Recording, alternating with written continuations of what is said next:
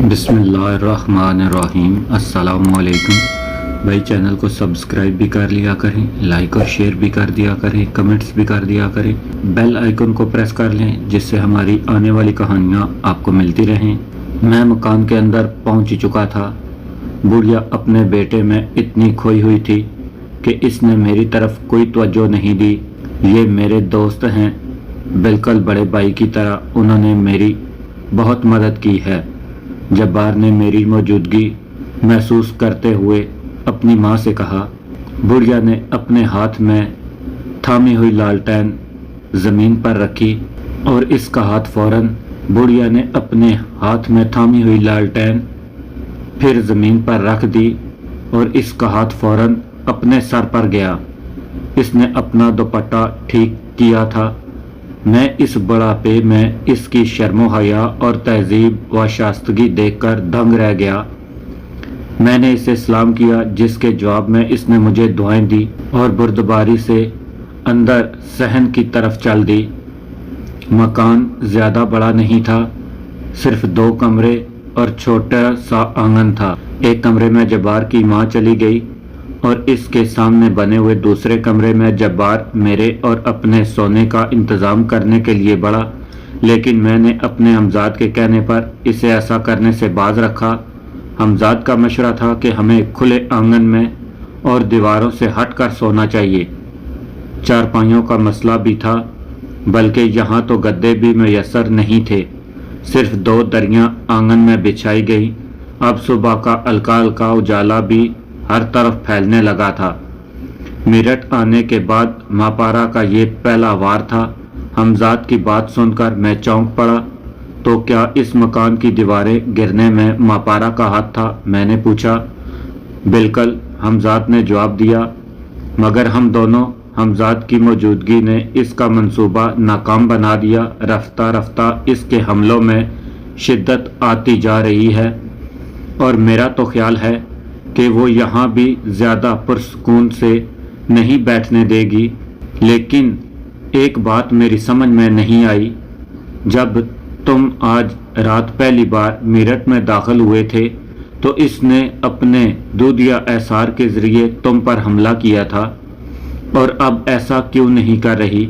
इसकी वजह यह है अब तक हम दोनों इसे हिफाजती एसार में है। यह एसार भी इसके एसार की तरह मुतहर्रक है।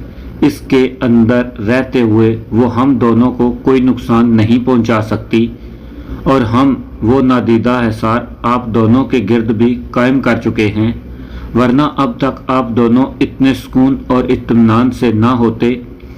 अब अपने एक हरबे को नाकाम होते देखकर वो दूसरे हरबे इस्तेमाल कर रही है। अब इसने मादी अशिया का सहारा लेना शुरू कर दिया है।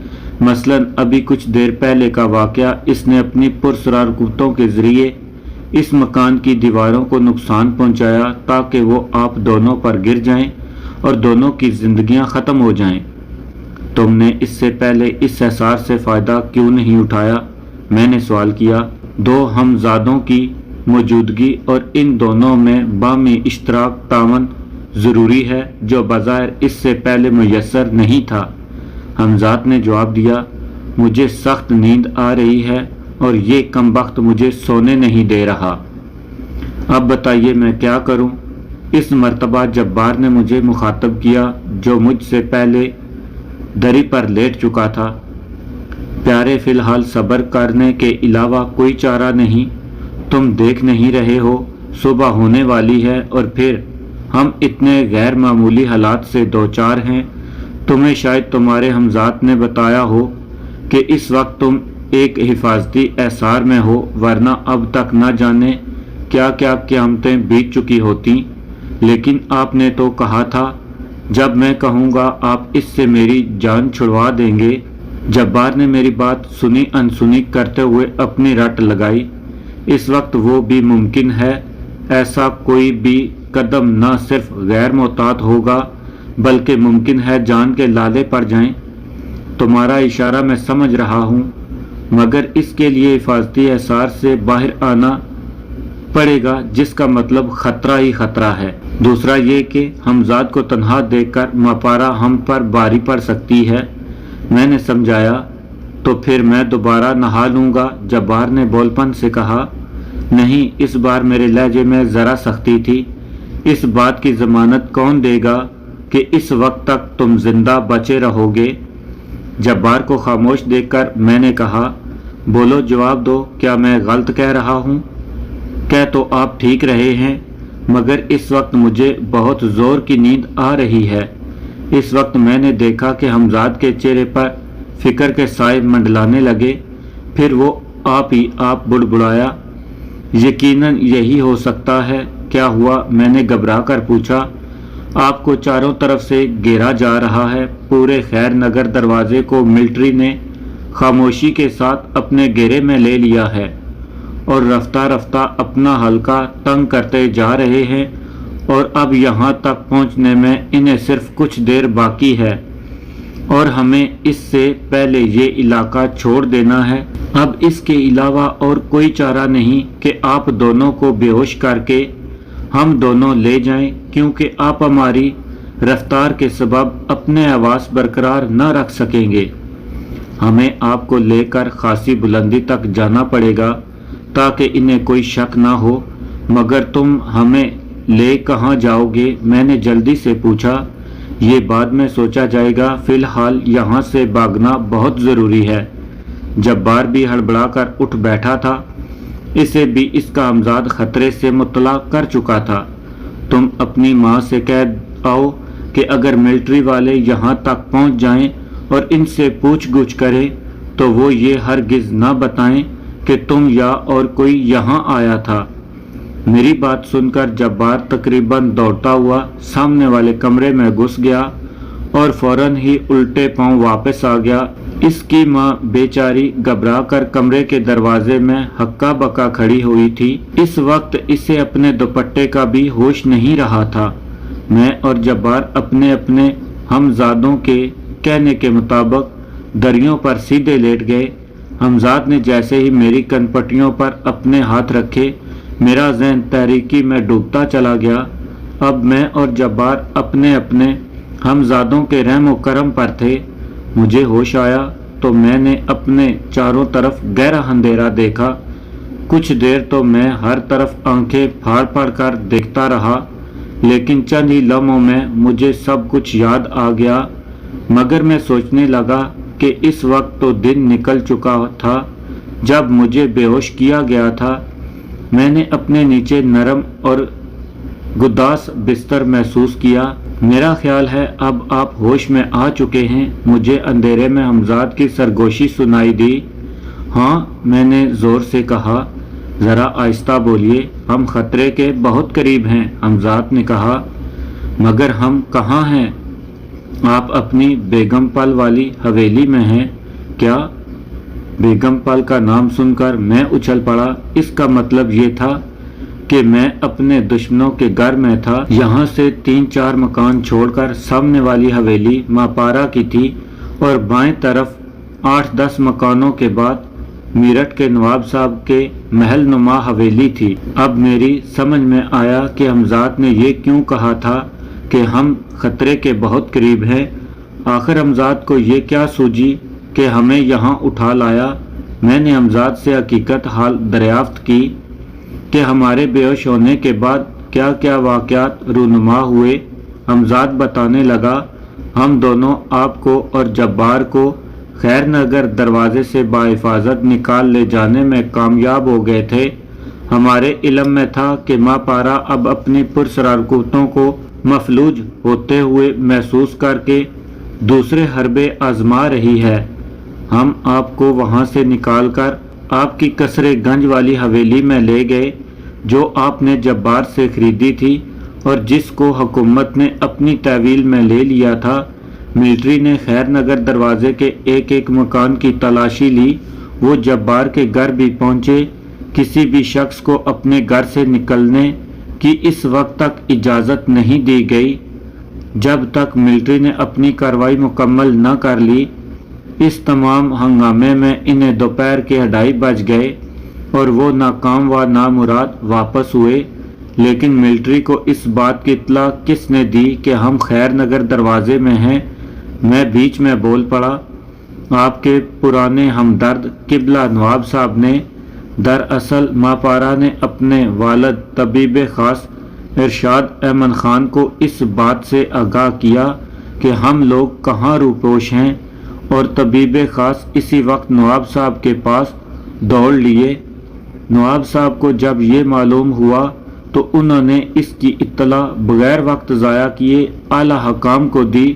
میرٹھ کے اعلیٰ حکام تک یہ خبر پہلے ہی پہنچ چکی تھی کہ آپ کول کی جیل سے فرار ہو چکے ہیں، اور یہ کہ آپ انگریزوں کے خلاف کسی خفیہ تنظیم کے سربراہ بھی ہیں۔ وہ پہلے ہی سے آپ کی بو سونگھتے پھر رہے تھے۔ جیسے ہی نواب صاحب نے انہیں بتایا کہ ان کو اپنے خفیہ ذرائع سے معلوم ہوا ہے کہ آپ خیر نگر دروازے میں ہیں، انہوں نے سارے علاقے کو گھیر لیا۔ تو یہ تھی اصل وجہ۔ طبیب خاص ارشاد احمد خان اپنی بیٹی ماپارا کی پرسرار قوتوں کے بارے میں پہلے ہی باخبر ہیں، اس لیے انہوں نے بغیر کسی تحمل کے اس کی بات کا یقین کر لیا۔ میں نے کہا، لیکن تم تو کہہ رہے تھے کہ تم ہمیں قصر گنج والی حویلی میں لے آئے تھے، وہاں سے یہاں کس طرح آ گئے؟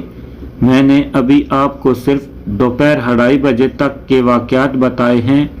جب پولیس اور ملٹری خیر نگر دروازے سے مایوس ہو کر لوٹی تو اعلیٰ حکام نے ایک بار پھر قبلہ نواب صاحب سے رجوع کیا اور نواب صاحب پر زور دیا کہ وہ ذرائع بتائیں جن سے نواب صاحب کو معلوم ہوا کہ شیخ کرامت اور جبار خیر نگر دروازے میں ہیں۔ نواب صاحب نے کسی طرح ان سے اپنی جان چھڑوا لی۔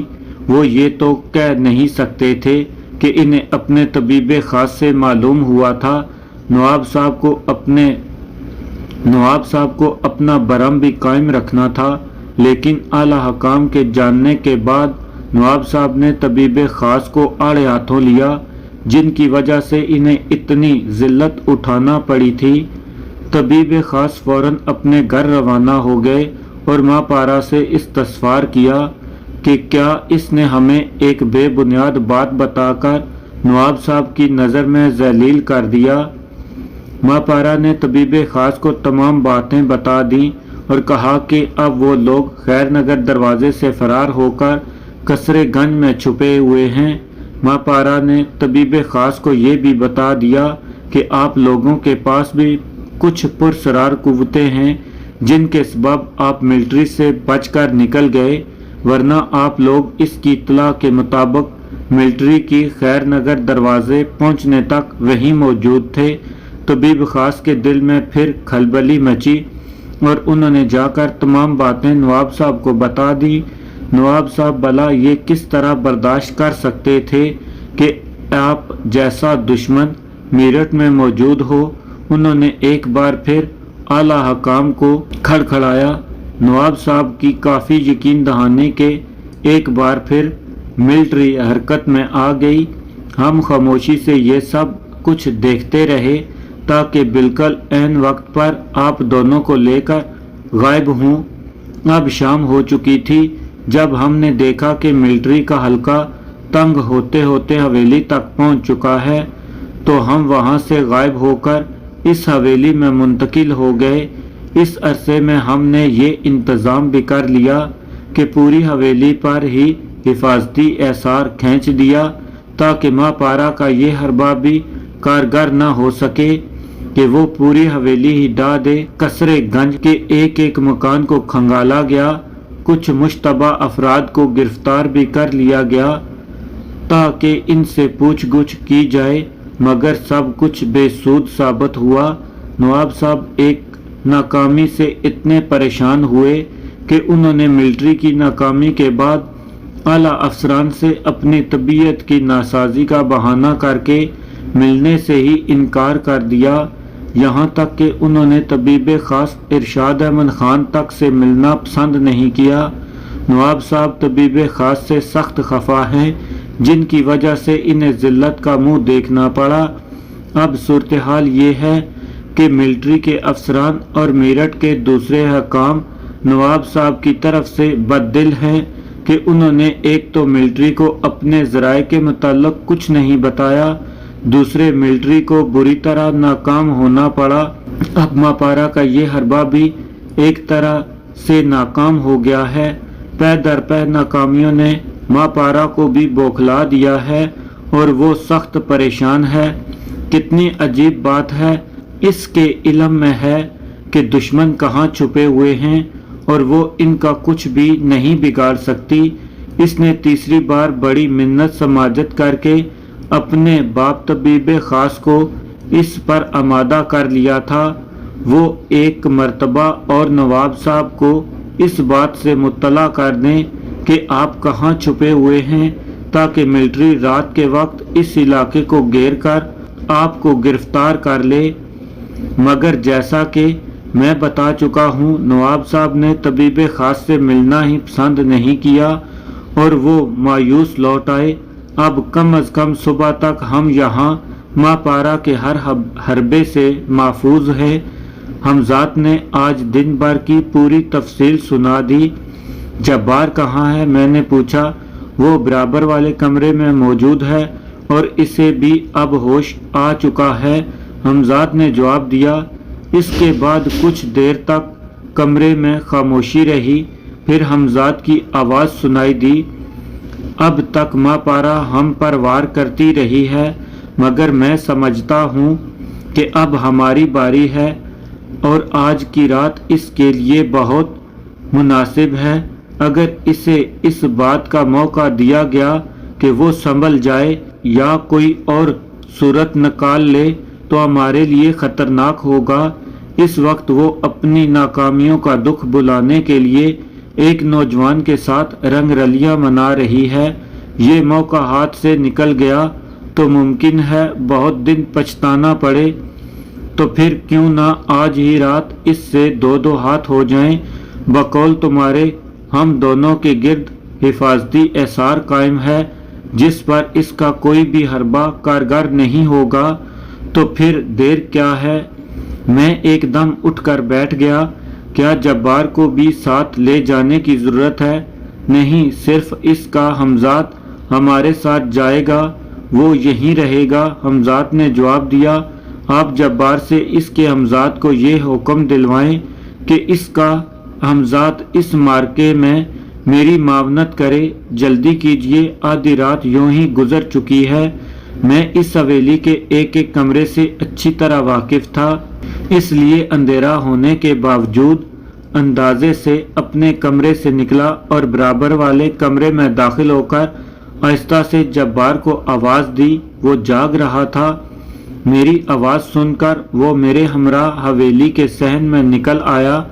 میں نے اسے پوری بات سمجھائی اور اس نے میری ہدایت پر عمل کیا۔ اس کام سے فارغ ہو کر نہ جانے مجھے کیا سوجی کہ میں نے اپنی آنکھیں بند کیں اور ماپارا کا تصور کیا۔ دوسرے ہی لمحے وہ میرے سامنے تھی۔ اس کمرے میں شمع دان روشن تھا۔ حمزات قریب ہی کھڑا تھا۔ آپ چلنے کے لیے تیار ہیں؟ اس نے پوچھا۔ بالکل، میں نے جواب دیا۔ آج سارے اگلے پچھلے قرض چکا دیے جائیں گے۔ اس فکرے کے ساتھ ہی میں نے اپنا جسم کو فضا میں اٹھتے ہوئے محسوس کیا۔ چند ہی لمحوں بعد میں ماپارا کی حویلی کے اندر بالکل اس کمرے کے سامنے کھڑا تھا جس میں ماپارا تھی۔ کمرہ اندر سے بند تھا۔ دوسرے ہی لمحے حمزات بند کمرے کے کواڑوں میں داخل ہو چکا تھا۔ کمرے کا دروازہ ایک شور کے ساتھ کھلا اور میں دھڑکتے ہوئے دل سے کمرے میں داخل ہو گیا۔ ماپارا مجھ پر نظر پڑتے ہی ایک دم مسحری سے اچھل کر کھڑی ہو گئی۔ اچانک میری اور اس کی نظریں ملیں اور میں نے کہا، میں آ گیا ہوں ماپارا، میں آ گیا ہوں۔ تو پھر یقین کر لو تمہاری موت تم کو یہاں گھسیٹ لائی ہے۔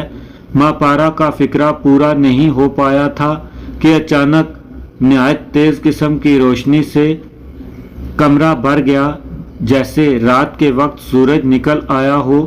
میں نے گھبرا کر اپنی دونوں آنکھوں پر ہاتھ رکھ لیے۔ پھر میری سماعت سے ایک عجیب فریاد کرتے ہوئی آواز ٹکرائی، مافیا مافیا الفاظ تو میرے لیے ناقابل فہم اور عجیب ضرور تھے، مگر وہ آواز اجنبی نہیں تھی جس نے یہ لفظ ادا کیے تھے۔ مافیا ماپارا کی آواز نے ایک مرتبہ پھر فریاد کی۔ اس کی آواز میں ایک عجیب سا بلاوا تھا۔ ابھی اس آواز کی گونج